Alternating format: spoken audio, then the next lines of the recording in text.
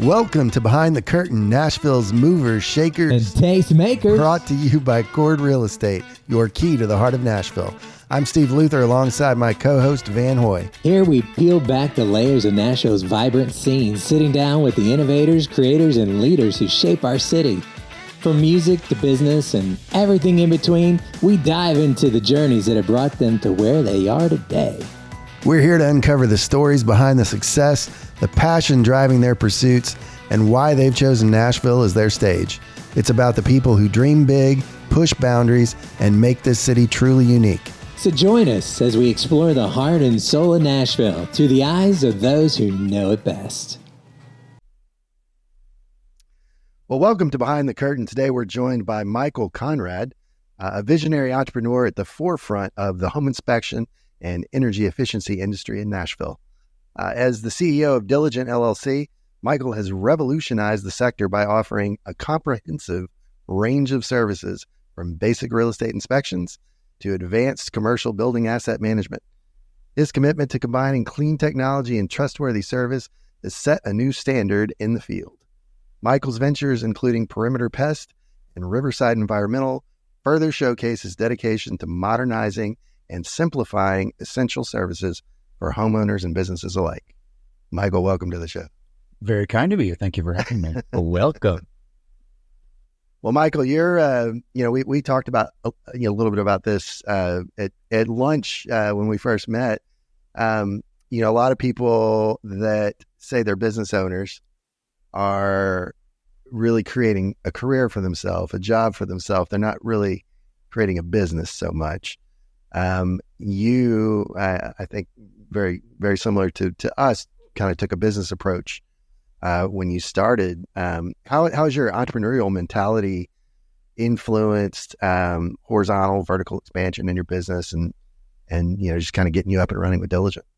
Yeah, I have taken an incredibly sort of self-taught organic approach to business. And there's a lot of times where I feel like I've been able to throw off the shackles of bad process that others have fallen into. And there's other times where I feel like I'm just blindly stabbing in the dark. And American business has been this sort of the forefront of the American dream.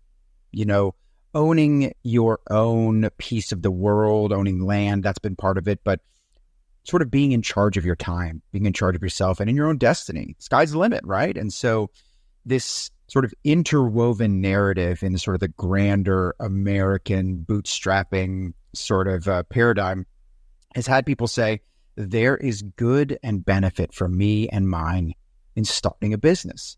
But you're right. A lot of times it starts out as, and sometimes never gets off the ground further than, a job. Yep. You own a job. You don't own a business. A business is most easily defined as the thing that runs without you relatively successfully. Mm-hmm. Now, that could be for a relatively short period of time without you or lengthy periods of time, but a business is better understood as other people help make this thing a moving machine, and you are a part of that or a lesser part of that.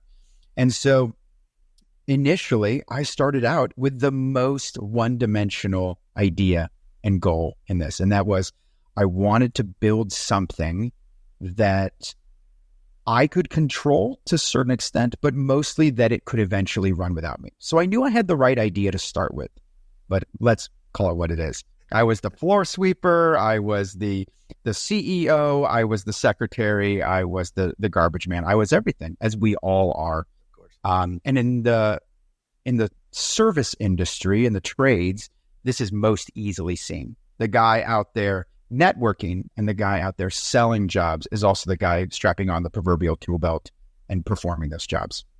So that was my experience. But I quickly learned that I was suffering in quality on both sides of the fence. I wasn't able to deliver product or service quality at the repeated level that I want. And I certainly wasn't able to be out there networking and selling and making new relationships and long-term partnerships successfully because I was back and forth.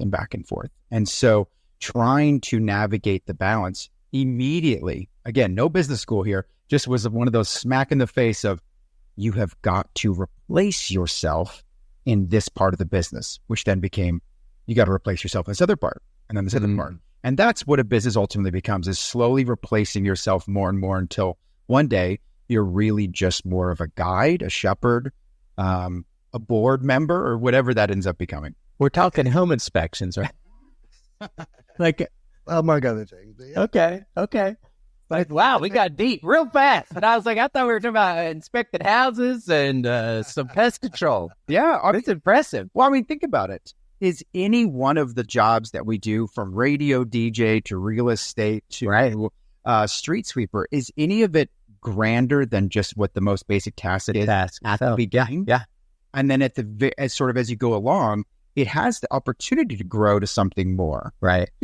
You could speak cheekily about selling houses, and that. Oh, you sure can. Yeah. That. I do. All we're doing is just slinging real estate. All we're doing is just opening doors. All we're doing is just pointing to a place on the page where something. Oh, you just threw a right at the bow of his boat. All we're doing is opening doors.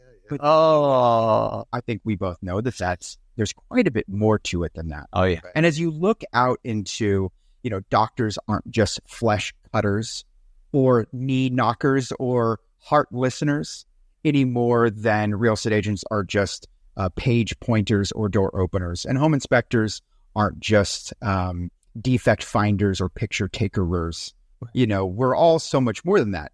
But I do think, if you want to get right down to it, if you don't go beyond that, if you don't create something that has process and automation and be able to replace yourself, well, then no, you haven't gotten past layer one. And so, yes, I love the subversion, Van, because most people are like, well, hold on a minute, I thought we were just talking about home inspection.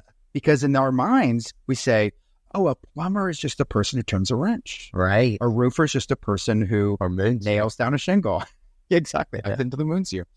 And a home inspector is just a person who finds things. But in reality, aren't we both shepherds in our own right? Right. Shepherding through the technical part of real estate versus the sales and sort of communal part of real estate. Oh, I love it.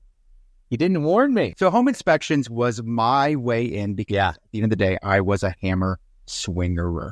Oh, okay. I was a welder. I was a carpenter. I was a blue collar guy, grew up in a blue collar household, but I sort of longed for something more in a way that I could not define because I didn't go to business school, and so I didn't know what business was. And so building something bigger than myself started out very one-dimensional. Just do the job, do it well, try to make it better, fail because you can't do all the things. Sure. Try to replace yourself, rinse and repeat, grow. So you're a tradesperson, you knew how to use a hammer, you could build, you could do repairs, fabricate, whatever.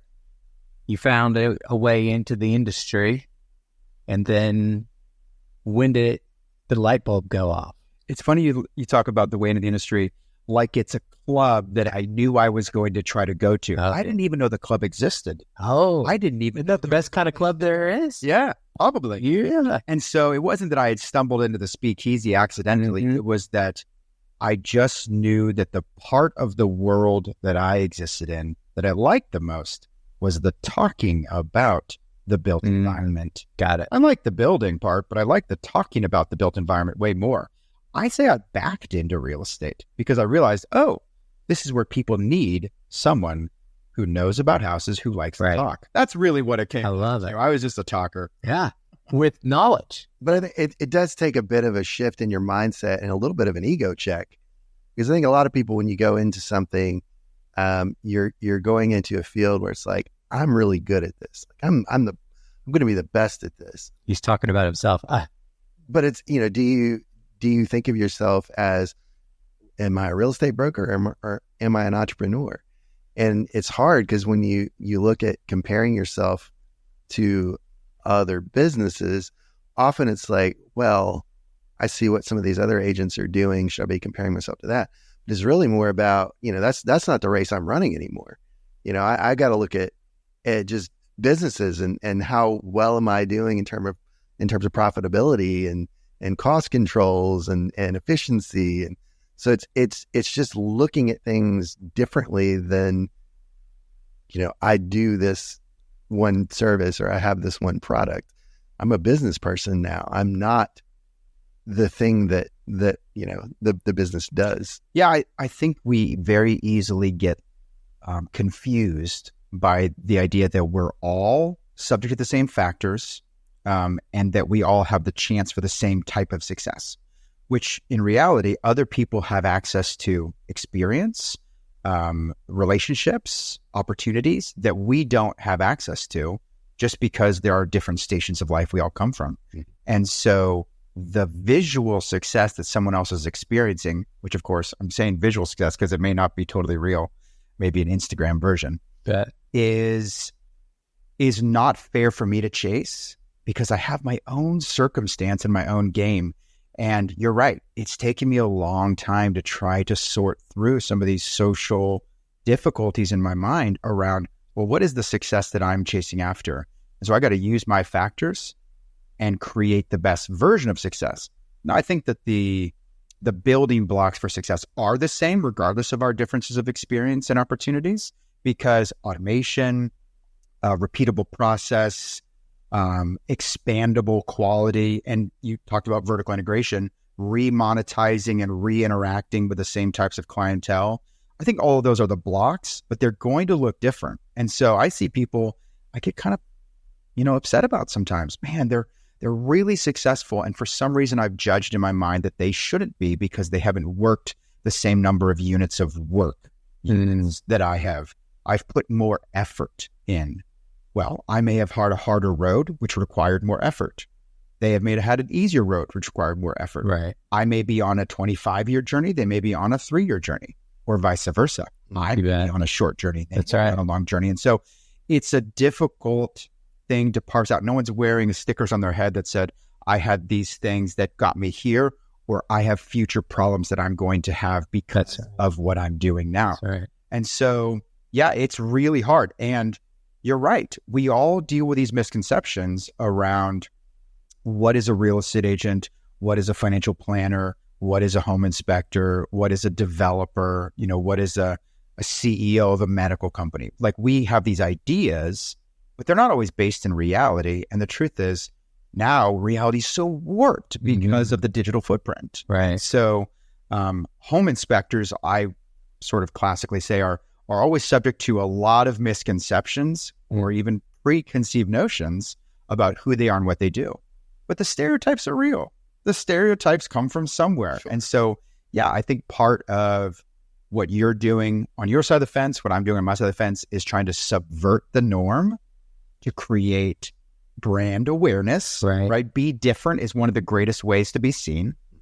And we've got that. Yeah. And then try to under promise, over deliver, and then do it again and again and again and again. Like, if you can build one widget on a production line, good for you. If you can build 10,000 widgets and they're all high quality, okay, that is different. That is a different kind of production, a different kind of quality. And so in my world, we measure production in the numbers of thousands.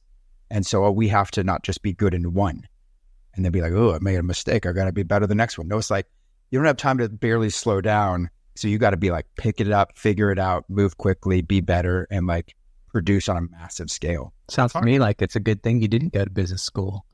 You got it figured out. Well, fail my way forward. Right? It's awesome. My father gave me that gift, is that every opportunity was an opportunity to learn. And oh man, I struggle with ego just like the next guy. But while I'm wrestling with the ego over here, I'm still thinking in the back of my brain, okay, well, what's the life lesson out of this? Don't get too, full of yourself. And man, the last 2 years have been so good. I have been beat with a club in the business world, and I have been beat down. That ego is at a good lower shape now because of the last 2 years. Because I was feeling pretty high on the hog in 21.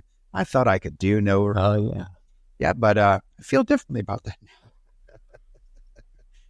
Join the club. Let's get into some of the nitty gritty a little bit. You talked about being. He's getting us back on track. God. You talked about being different. It seems like everybody knows a dozen realtors. There's a lot of home inspectors out there. Yeah. What was your strategy kind of launching Diligent to differentiate yourself from all the other home inspectors? Oh my gosh. I read this little book called Zag early on. Steve loved his books. It's good. It's this idea that when everyone is zigging, be zag, right? And so radical differentiation was the root idea in marketing. And I just was really latched on to this. This was my first class in proverbial organic business school. Yeah. Was that be different. And so I did a couple things early that I think made a big impact. I asked everyone what they needed, and I tried to build something that responded to the needs. Because the root of profit and the root of business is born in solving problems. Right. But it's also born in risk. So you got to put yourself out there. And I also looked around at what everyone who was like me was doing and tried to do it differently. And there was a couple things that I feel like were like easy. Like I kind of got a few slam dunks, and maybe someone would be like, no, you put the work in, but I feel like they were too easy. For instance, I was good in the digital space 12 years ago in Middle Tennessee. Right. No one in my world was good at digital. Yep. There was no social media. There were no online reviews. There were hardly any websites. So I built all those things right away.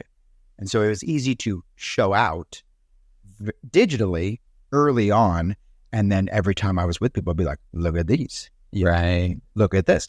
And early, that made a difference. But here's a truth that I got to over the last couple of years that has been a very difficult thing to wrap my mind around. And that is what has worked for me in the past is not guaranteed to work for me now. So true.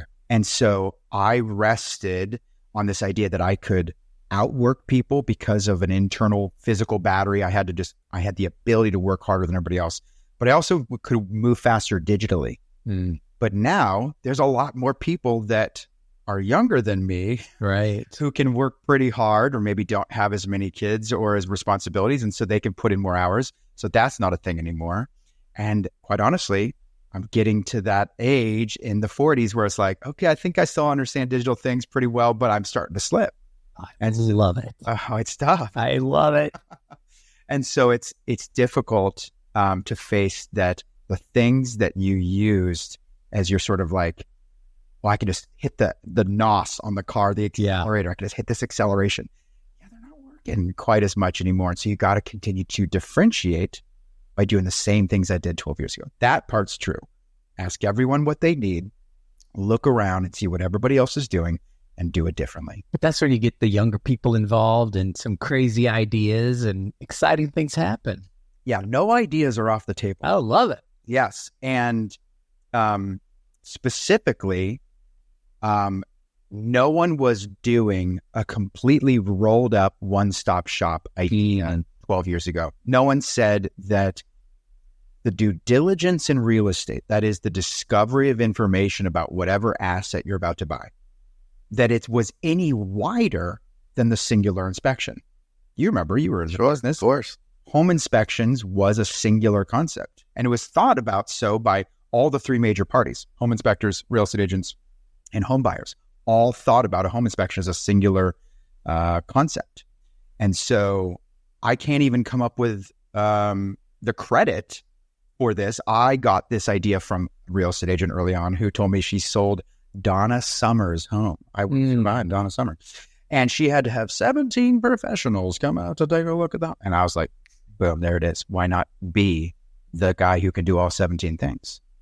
And then it was other people along the way that gave me little seeds of ideas that said, well, why don't you incorporate this? Or why isn't this involved? And so this singular idea of like, let's gather information about the real estate asset that I want to acquire allowed us to expand into this sort of truly one-stop shop idea. Think about it like Home Depot. I don't just go there for my lumber. I also go there for my tools or my hardware or my appliances. Light bulbs. Or my light bulbs. Home Depot says, you can participate with me in one way or in many ways. It's up to you. Right. And so we wanted to create a similar format. And at the time, that didn't exist. Now it's more commonplace, but that was an early differentiator that seems kind of silly now, but at the time, nobody was really doing. In fact, there was some pushback from people saying, well, I don't know if you're qualified to do that. I don't know if you have the resources, knowledge, time, capability, expertise, whatever, in which to do those things. And so trying to build our brand around, yes, we can. The answer is always yes. You need that. You need That's this. right. The answer is That's yes. right. Now there's a lot of technology that always is coming out, and you're integrating more and more services. What are some of the challenges you face with new technologies, with integrating services? Is it where you're doing more in-house? Are you collaborating with partners more? What's kind of been the strategy around all that? Technology, both the physical tech that you might carry around, as well as the digital software side of things, obviously gives you these boosts and pushes you forward. But something I did not figure out till about midway over the last 12 years is that there is your cup is full as a technician on site. You have a fixed period of time in which to do things. If you try to incorporate all the software and all the technology and all the tools and everything that you could possibly think of, and there are so many options out there, you run over your time. You run out of time. And so technology has been a difficult balance in which to figure out what the people actually want. I'll give you an example. I've had a couple of people over the years call us up and say, do you do EMF testing, electromagnetic field? This would be a very fringe request, very uncommon. Like because of the power lines. Power lines. Yeah, we've had that come up a few times. Yeah. Oh, people be concerned about a power line running through it. Absolutely. This or that. And so is the technology available? Yep, I could go get one. Is the experience, acquirable? Yeah. Is it useful for the widest number of people? Like that balance between who's going to care effectively. And so there's 100 examples like that of tools and ideas and knowledge and software that you could begin to incorporate. There's technology now on your phone where you can do sort of like a LiDAR scanning of a room, and it can formulate house plans down to like the 1/8 of an inch of accuracy, and it can map out 3-dimensional renderings, like Matterports. It's pretty amazing. It's time consuming. I got to walk around my phone as yet another of the things. And so as we begin to sort of chase this never-ending, what else can we incorporate into our one-stop shop idea, you kind of have to tap the brakes sometimes of like, what's too much? What is the people asking for? What's actually building value? There's times where we say, I don't think anyone cares about this thing. I think we should drop that. I don't think anyone's talking about it. I don't think anyone's needing it. Talk some about the energy efficiency stuff, because I know there's tools like Flicks, the cameras where you can kind of see behind the walls and you can see where there's heat loss and all these things. But I feel like, at least here in Middle Tennessee, I think it's been more popular in other places, but here in Middle Tennessee, people don't care so much about a lot of the green features and the energy efficiency. Yeah. How do you incorporate this energy efficiency stuff that you guys see? Is it a lot of your business? It is a very small section because of demand. And I started in that world in sort of the green building, green energy space. And so I sort of have a personal passion for it, but beginning to offer as a separate service a long time ago, didn't gain a lot of traction and still required a fair amount of knowledge, experience, and tools. So there was a cost, but there wasn't a matching revenue and sort of traction. And so then I tried an experiment of like baking it in. Everything, you're going to get a look at this. It's like a green stamp or a green grade. Right. And the truth was, I was bumping up against technology, time, knowledge. How do I train this into other people? And is the effort of going about all that, again, gaining traction? I actually found, this may not surprise you, that there was a fair amount of pushback from the professional community about people saying, oh, we don't need that information, don't complicate the matters with this and that. And so that has moved into almost exclusive, just a kind of a custom consultation, when it comes up, and the larger conversations can be had with maybe a client we've worked with a lot. So that is a little bit sad because I don't live in a state where that is legislated, which is fine, and is not having that sort of the grassroots demand from the populace, which is fine. There's plenty of other things to do. I find it fascinating, but we incorporated in small ways. The FLIR cameras, the thermal imaging cameras is a useful way. When people are encountering usually moisture issues, they may be intersecting with energy efficiency. And so a lot of times we'll sort of bump up against talks of air leakages or insulation issues when we're starting to talk about attics and crawl spaces. Again, the nether regions of the home sort of don't ever get thought a lot about by buyers, owners, sellers. And so things like insulation, energy efficiency, air leakage, anything in that neck of the woods, it's kind of all part of that same conversation. I call that unfun money to spend. Yeah, because no one unfun. Yeah, it's not your appliances, not your counter. Oh, yeah. Yeah, when you're sinking how many thousands of five-figure dollars into your crawl space and no one ever thinks about it. Yeah. Yeah, that's a tough sell. How much money do you sink into your nether regions? That's a different part. Inquiry minds want to know. It's a whole separate thing. For real. Like I like my old windows, you know? Yes. I live in an old house with old windows. Those window companies knock on my door they just see dollar signs over my front house. Well, I'm like, you don't have any clue who you're talking to. There's an aesthetics that you can't get away from. Because we can have a conversation about energy efficiency doesn't mean everybody wants to. Yeah. And I'm not even talking about like the grossly problematic homes that exist out there. I'm talking about there is a design. Does he call me grossly problematic? I hope not.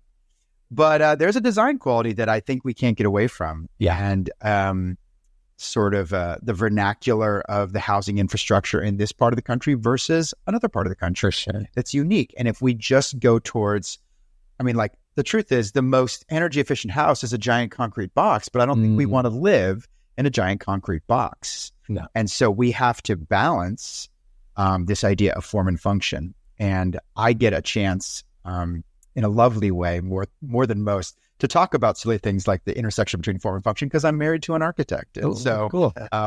You can tell that our walks around the neighborhood are full of a lot of opinions about houses. I love it. So so you have the home inspection thing that you serve the real estate world.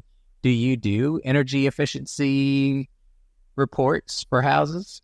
Very limited because I have a few friends in that space locally that are just quite frankly so much better at it than I am. I would consider us more of a lead source at this point for them because in my quest to sort of do it all, surprise, you can't do it all. Right. And so that's been just an ongoing battle of trying to figure out which things we incorporate and which things we don't. But yeah, there's a blending. And so there's a couple really great companies that both do the fact-finding side of that as well as the sort of the fixing and managing and repairing side of it. The closest thing we get is one of our companies, Riverside Environmental, does crawl space management work. So that would be like moisture, mold, encapsulations, radon mitigation. And so that's about the closest we get to it, is making sure that the sort of the bottom of your home is managed and, helping put you on a positive spin rather than a negative spin. Mm-hmm. Cool. Yeah. Now, the bigger you get, the more work you do, the more people you need. Staffing is always such a tricky thing as a business owner.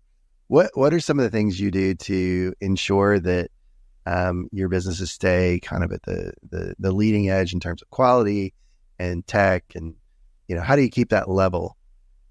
So someone said to me that growth breeds complications, and complications kill growth. And so it's this constant tension and war around that. And so one of the things that I kind of thought I held in high esteem was the culture of the company, who you had, what the interactions were, both inside and outside of the workplace, like all of those interconnective tissues. I kind of thought I sort of esteemed those things, but until I started to have some cultural problems of losing people and then really not having good enough reasons, so to speak, for people to stay over the last 5 years, I realized, I don't think I was focusing on culture quite as much. Like, what is the tenor and the general feeling of both who we're hiring and how everyone's interacting and the frequency? And so I would say culture is a big piece of the puzzle of trying to chase down. Again, we're not talking about like Michael Scott in the office and like, everybody's going to the same parties or whatever. We work, you come to work barefoot, rocking out. Yeah, no, it's not quite like that. No? But it is making sure that people know that you're caring for them beyond their ability to be a productive robot in a day, as well as making sure that you're giving them space. I think that work-life balance is a fascinating phrase, a total fallacy, a great goal to chase after. It's kind of all of the things. And so unsurprisingly, as sort of a younger Gen X, elder millennial, depending on where I fall in the spectrum, I focus a lot on work-life balance. And so giving people space to live their true lives rather than their work lives, I think is a piece of the puzzle. I like that. And their true lives. Yeah. That's good. And then I would say giving people an empowering in which to bring technology into their own day-to-day without being like, you're going to use Slack and you're not going to use anything else or your name is mud. Really giving people, because I don't know who you're hiring, but the people that I'm trying to work with are people that are at least aware of tools that are going to make their life easy. But I don't know what those are. And so giving them the space to start to bring in softwares or technologies that are going to make their life easy is not as scary, we're being replaced by the robots. It's leveraging the good we have. We were talking before we started about there's so much in the digital space regarding editing of both video and audio that is now possibly able to be done by AI.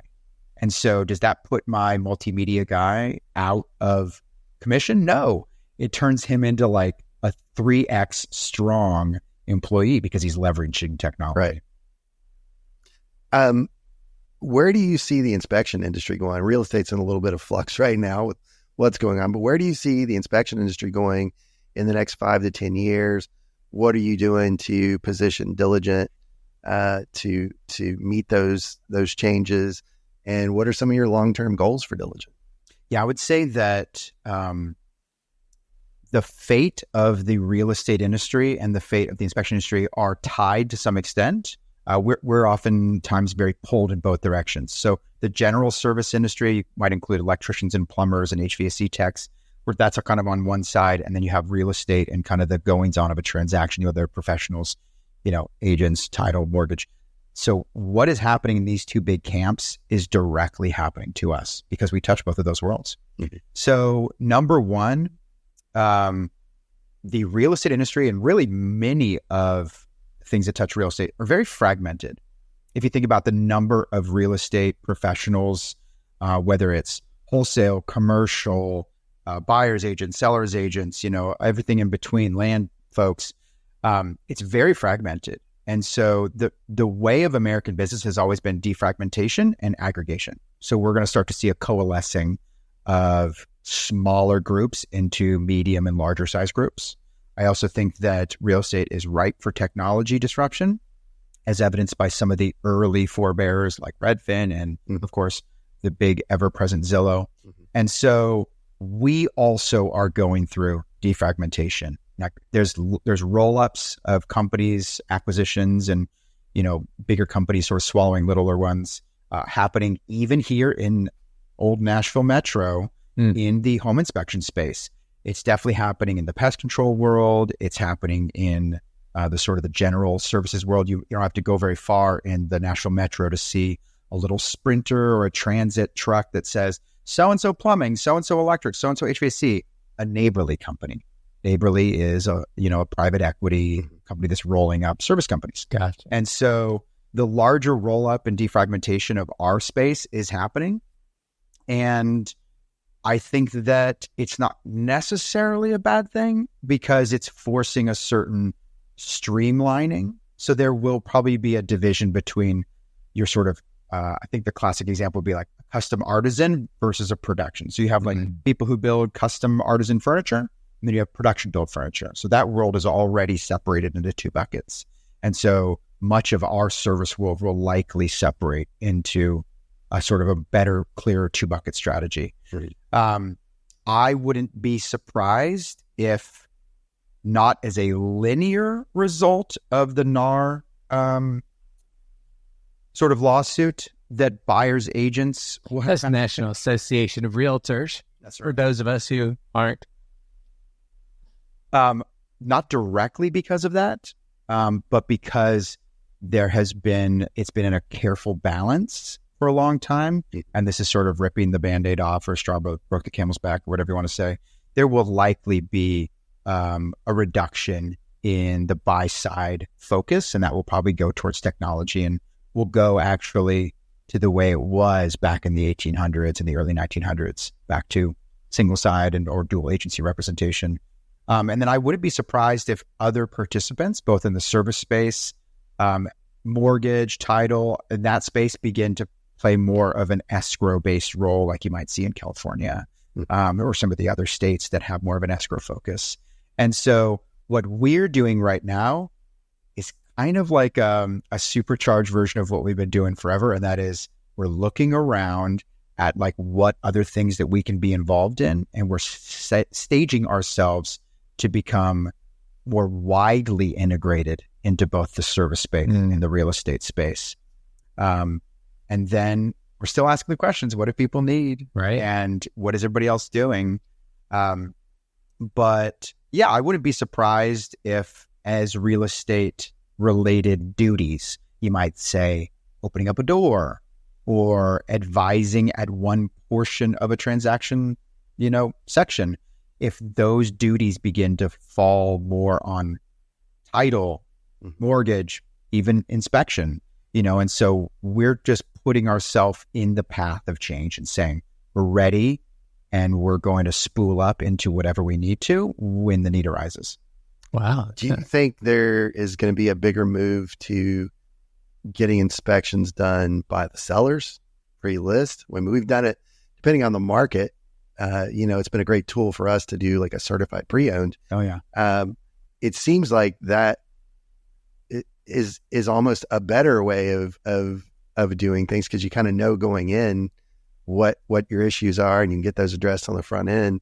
But it's always pushed back on. And I don't, do you think with what's going on with NAR and buyer's agents that shift could start to happen as well? Do you remember when, not Carvana, but what's the other big one? CarMax. Thank you. When CarMax broke on the scene, everyone was like, ew, a giant used car sales company. And then if you've ever been to CarMax and you've gone through, they have a weird set of fences and guardrails and stuff that is pretty different than a traditional used car buying experience. Right. And it was meant to say the old organic ways of doing things didn't work. So we're creating these fences and these guardrails around a buyer's experience so that it's kind of shoehorned into a linear process. You come, you look, you purchase. This idea of negotiation and quality of product just kind of went out the door. And so I think we'll probably see something similar. The largest asset besides a house that most people purchase is a car. And if you had a Mercedes-Benz or a Maserati or anything of a high-end car, and you use that as your daily car, you might end up with a coffee spill on the little, rug under your feet or some crumbs in the seat, and no one would think less of you. But you would no sooner sell your car trying to fetch the highest dollar possible with crumbs in the seat or coffee stain on the rug. Of course. You would put it into its best possible shape. And if someone said, well, if I take this to the, mechanic, am I going to find problems? Most people would say no, because I already had taken it to the mechanic and figured out the problem so that I wouldn't be caught unawares. The idea that we are in a willful ignorance stance as sellers of property is very odd. We are effectively, to take it to its logical end, we are willfully ignorant, hoping that we get stupid buyers, stupid agents, and stupid inspectors who will not see all the things that we didn't know about, when in reality, we didn't choose to know about them because we didn't do any effort in which to do the knowing. And so if you're playing a card game and it's about who has the stronger cards, you would want to know what your cards are before you played the game. Yeah. You'd want to pick those cards up off the table. Selling a house without knowing is either like selling your Maserati with crumbs in the seats and coffee in the floor, or trying to play a card game without knowing what your cards are. Someone's going to tell you, hey, you have these crappy cards. And you're going to be like, what? I didn't know. I lose the hand. Oh, dang it. Right. That's, of course, very silly. And so knowing what our cards are, polishing up our assets to go to market. This is all very obvious when we come up with silly examples. And for some reason, we've gone decades and decades and decades without doing it with our largest investments and our largest assets. And honestly, the reason is very forgivable. It's because we organically came out of a dual agency world, sort of pre-World War II, where there were no buyer's agents and sort of things were just maintained at a higher quality because they were simpler in which to do so. We live in a largely complicated space in the built environment now. And so people don't know. The old analogy is, old grandpa, he could milk the cow, fix the fence, fix the house, fix the car. I mean, he knew everything about everything. Right. And sort of today's young person, doesn't hardly know how to do any of those things, if not none of those things. And so knowing the asset before you sell it is not part of the conversation because it's not intrinsically in us anymore. And so, yes, double negotiating contracts, which is what we're doing. I think your house is worth $500,000. Cool. I agree. Let's have a contract. Cool.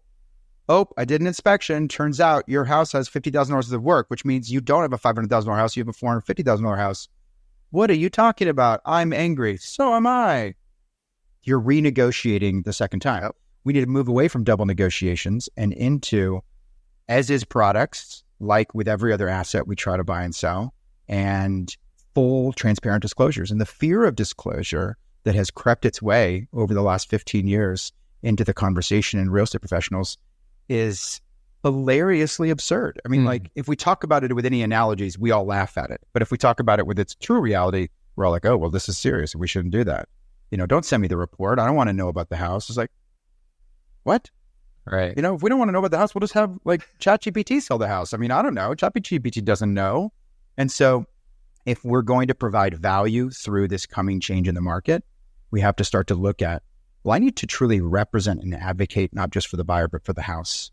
And so the future of real estate looks like advocacy and getting your hands dirty.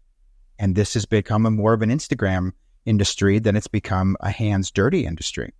And so, yeah, it's ripe for disruption. And I think we'll all be smart to put ourselves in the path of the change. Well, Michael, it's been a pleasure. Thank you. Isn't it great? We are running up on time, so thanks for coming. If someone wants to get a hold of Diligent for any of the vast number of services that you guys perform, what's the best way for somebody to reach out to you? Look us up online at getdiligent.com. You can check out our podcast, our family of brands that we have available in the Middle Tennessee region. Quickly, what are your family of brands? We have Diligent, Perimeter Pest, Riverside Environmental, and of course, the Business of Homes podcast. I like it.